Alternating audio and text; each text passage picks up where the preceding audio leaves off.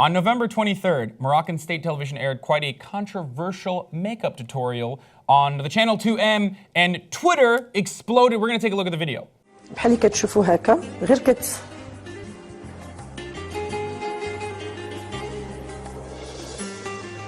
كديروا غير طابوتمون، ما كنجيوش نجروا بحال هكا باش كنخليو هذاك الخضر في البلاصه ديالو. Okay, so it's a little difficult to watch, I will admit. So there are certain parts where, I mean, obviously this is a different language, so it's hard for you to understand, but there are certain parts where she literally says, like, this part is sensitive, so don't apply too much pressure. And look,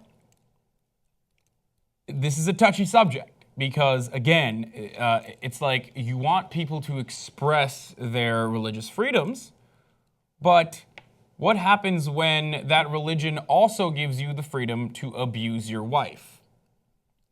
Such is the case with interpreting Islam in a certain way. And Islam, unfortunately, is a very, well, I say unfortunately because I'm not a believer in any organized religion, but Islam has a very comprehensive document called Sharia, where there are, it's not only just a document of morals, but there's also a civil component to it. Like where there are rules of how you can marry, who you can marry, how many of them you can marry, and then also what to do with your wife.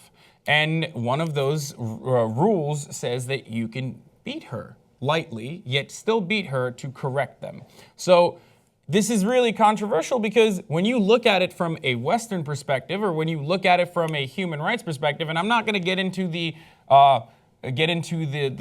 idea that like all human rights or like World Health Organization and all these other organizations are still backed and funded almost entirely by Western culture, so that they are still pushing forward a Western ideology upon people. But no one wants to get beaten up. No one. It doesn't matter if your religion says that you can do it. You still don't want to get beat up. That's a common fact. So this is horrible. But at the same time, I'm conflicted because if you're a woman who lives in this society and you are, you're subjected to this violent behavior and you don't know how to get out, but like you also want to look pretty and like feel normal and comfortable, then is this a solid makeup tutorial for that, to make you feel human again, because this other person that you're forced to live with is making you feel subhuman? That's why I'm conflicted. So I have a couple questions for you, because I was raised in a Western culture. You were raised in Muslim culture. So I'm wondering, how many Moroccans subscribe to Sharia law? Do you know? I'm just not sure. I don't know the exact number, but like do you have any idea of like the proportions or the ratio? I grew up in a secularist society. We were founded on the value, like Western values, like secularism. So Turkey is in a unique position because there's no Sharia law in Turkey. And we never grew up with it, and it's absolutely preposterous for me to even think about it. I'm just wondering, like in Morocco specifically, like how pervasive is Sharia law? I wasn't aware because I just didn't know. Morocco still has. What's interesting about Morocco in particular, and we've mentioned this in another video as well, is that like it has a lot of French influence within its culture due to colonization. Yeah. So it's interesting because then you have certain segments of society that aren't Muslim, and certain segments of society, like a lot of people speak French, and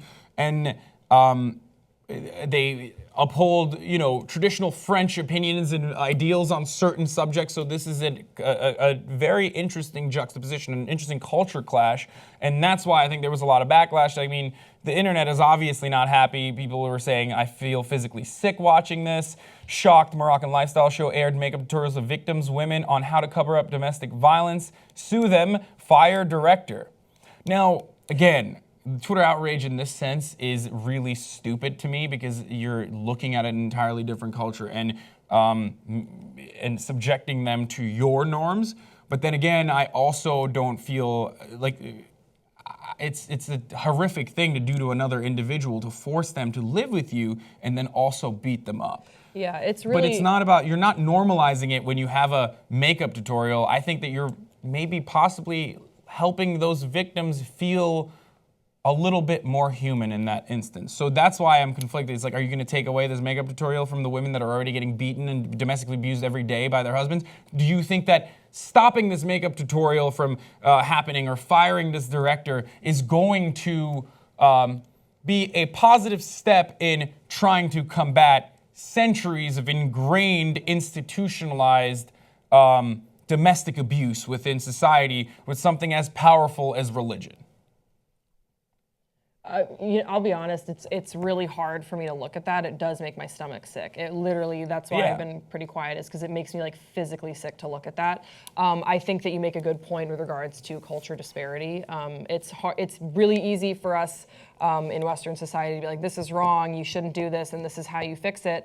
But as you mentioned, and I still don't know to the extent, but it seems as though Sharia law is very ingrained in Moroccan society. And what this makeup tutorial is doing, it's treating a symptom and not the problem.